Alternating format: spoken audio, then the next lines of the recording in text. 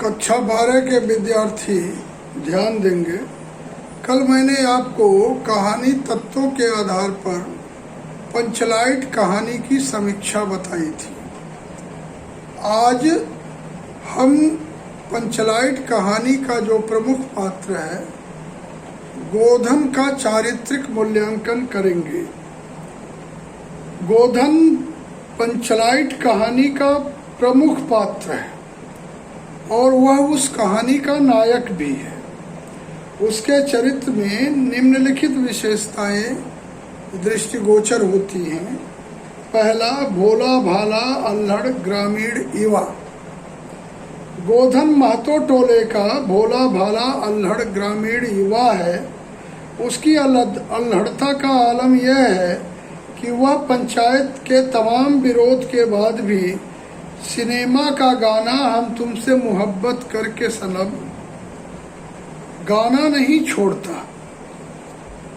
उसके इस अल्हड़पन की उसे सजा भी मिलती है। गांव की पंचायत सजा के रूप में उस पर 10 रुपया जुर्माना करती है और उसका हुक्का पानी भी बंद कर देती है। दूसरा, चतुर और होशियार। गोधन ग्रामीण होते हुए भी बहुत चतुर और होशियार है। इसका प्रमाण यही है कि संपूर्ण महतो टोले में वही एक ऐसा व्यक्ति है जो पेट्रोमैक्स जलाना जानता है। उसकी चतुराई का प्रमाण यह भी है कि वह जब टोले के सामने पंचलाइट जलाने की समस्या उठ खड़ी होती है तो वह अपनी प्रेमिका मुनरी को यह बात बता देता है कि वह पेट्रोमैक्स जलाना जानता है। मुनरी उसकी इस बात को पंचायत तक पहुंचा भी देती है। पंचायत उसकी होशियारी पर मुग्ध है। उसका वर्णन कहानीकार ने इस रूप में किया है। उपस्थित जनसमूह में फिर मायूसी छा गई, लेकिन गोधन बड़ा होशियार लड़का है। बिना स्प्रीट के ही पंचलाइट जलाएगा। लोगों के दिल का मैल दूर हो गया। गोधन बड़ा काबिल लड़का है। मानी। गोधन बड़ा मानी युवा है। पंचायत के हुक्का पानी बंद किए जाने को उसने अपना अपमान समझा, इसलिए वह पंचायत द्वारा पंचलाइट जलाने के लिए बुलाए जाने पर वहां जाने से मना कर देता है और छड़ीदार से व्यंग पूर्वक कहता है, पंचों की क्या प्रतीत है, कोई कल कब्जा बिगड़ गया तो मुझे दंड जुर्माना भरना पड़ेगा। जिस मुनरी काकी के कहने पर उसे सजा सुनाई गई थी उसी के मनाने पर वह पंचलाइट जलाने के लिए आता है।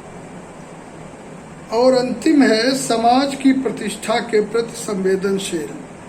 गोधन अपने समाज की मान प्रतिष्ठा के प्रति संवेदनशील है।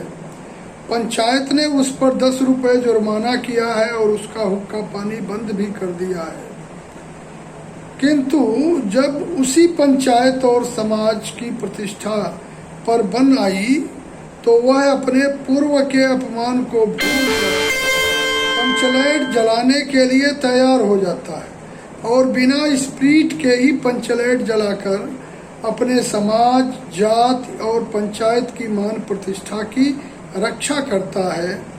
निष्कर्षतः कहा जा सकता है कि कहानीकार ने गोधन को एक प्रगतिशील जनहितकारी युवा के रूप में प्रस्तुत करके यह संदेश दिया है कि व्यक्तिगत मान प्रतिष्ठा से देश, जाति और समाज की प्रतिष्ठा कहीं अधिक महत्वपूर्ण है और व्यक्ति को सब प्रकार से उसकी रक्षा करनी चाहिए।